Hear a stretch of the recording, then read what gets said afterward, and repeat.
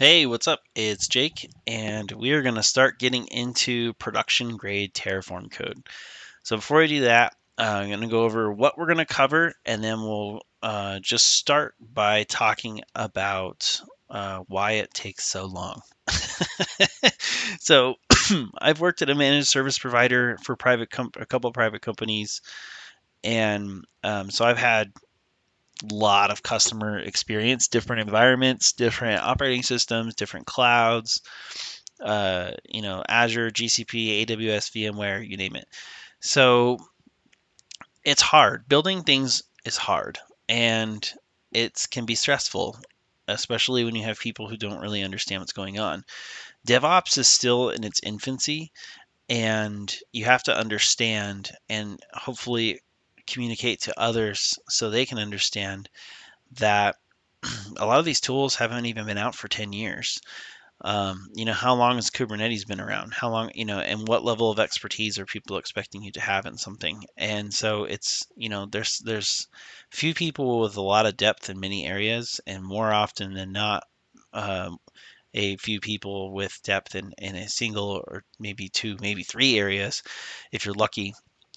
So finding a diverse team with a balanced set of skills is another challenge because our hiring process with DevOps and cloud engineers tends to be one where we look for somebody that knows a lot about everything or a little bit about everything, and rarely do we hire somebody. Like if I had to make a team, I take the Ocean's 11 principle. I want the person who can drive the getaway car, and I want the person that fits into small spaces. I want the demolitions expert, yada yada yada. So you need somebody with deep network knowledge, and somebody with deep security knowledge, and somebody with deep cloud knowledge, and somebody with deep development knowledge and code knowledge and Kubernetes and container orchestration knowledge, all these different areas, but you don't necessarily need somebody who knows all of it.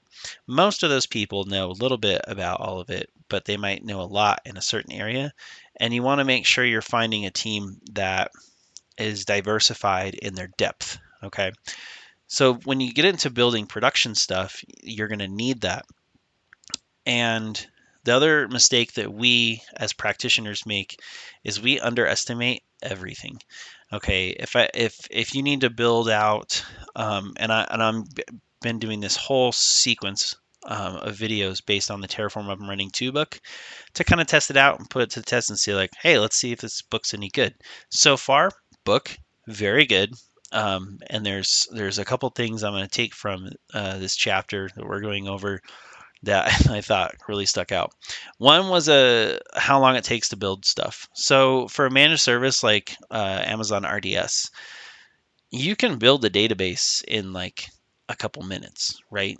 But to have a production ready database, it probably is going to take like 2 weeks because things you think take 5 minutes end up taking a day, and yada yada yada. There's like all the security stuff, and there's putting it in code and having it versioned and having it tested and having it uh, the proper size and not just using some t-shirt size thing you find when you Googled it really quick.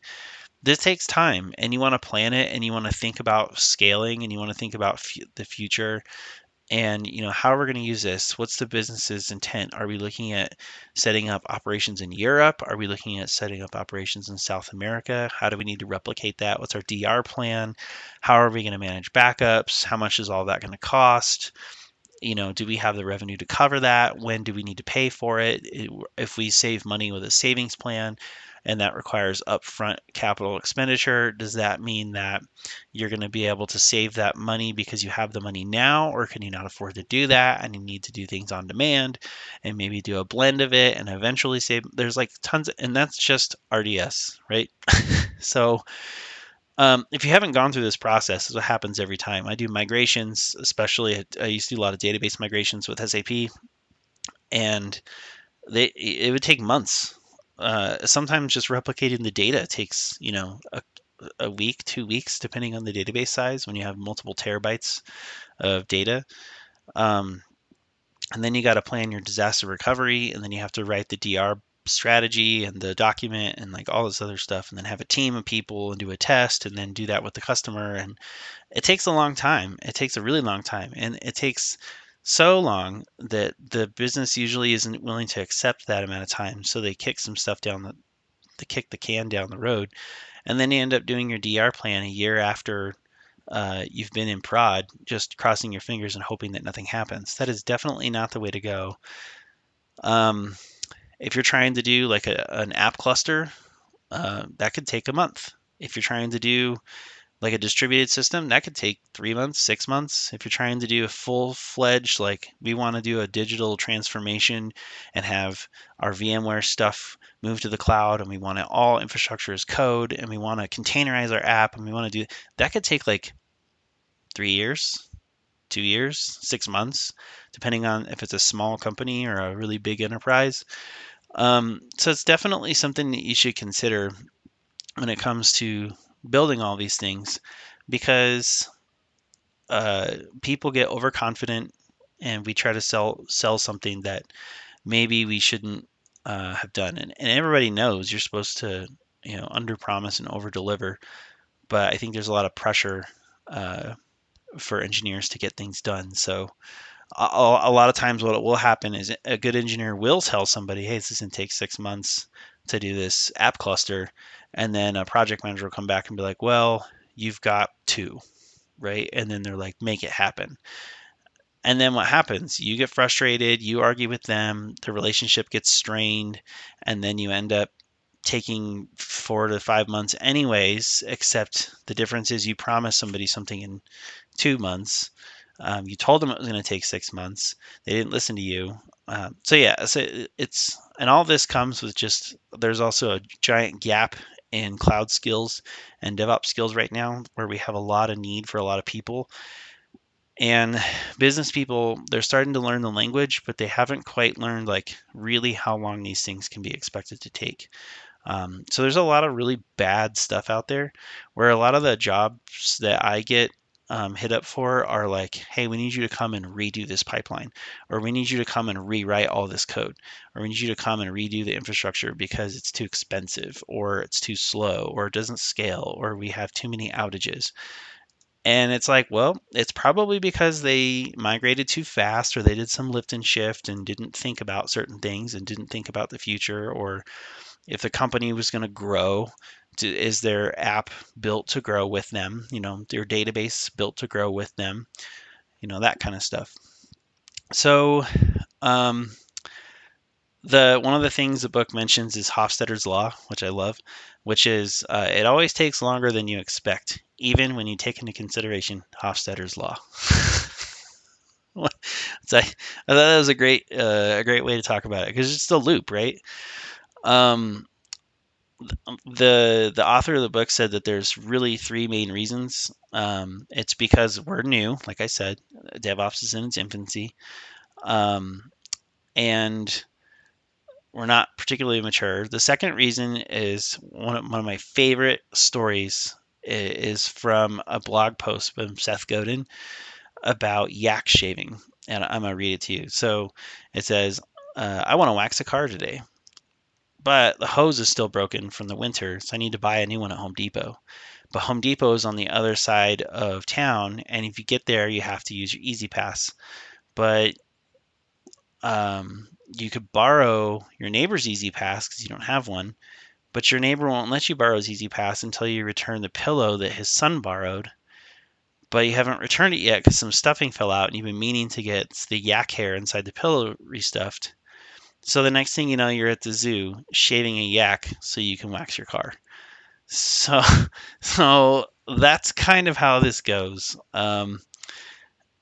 DevOps is very susceptible to this yak shaving, because these tiny little tasks, in order to get them done, you have to do something else. In order to do that, you got to do something else. And before you know it, you have a Kanban board of, you know, 50 work in progress items that, should be limited to, 3 or however many your team decides.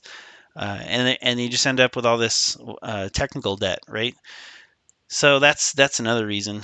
But the last reason is because the first 2 reasons can be classified as like accidental, or they get kind of complex.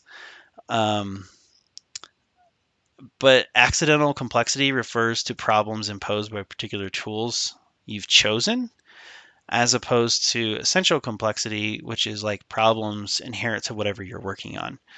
So a lot of times, like if you're working on something and you create the problem and you make it complex and you had like chosen a different tool or picked a different language or whatever, you wouldn't have the problem. Whereas figuring out like whatever algorithm you need to be, you have to solve that problem no matter what. So if it's complex, then that's essentially going to be complex anyways.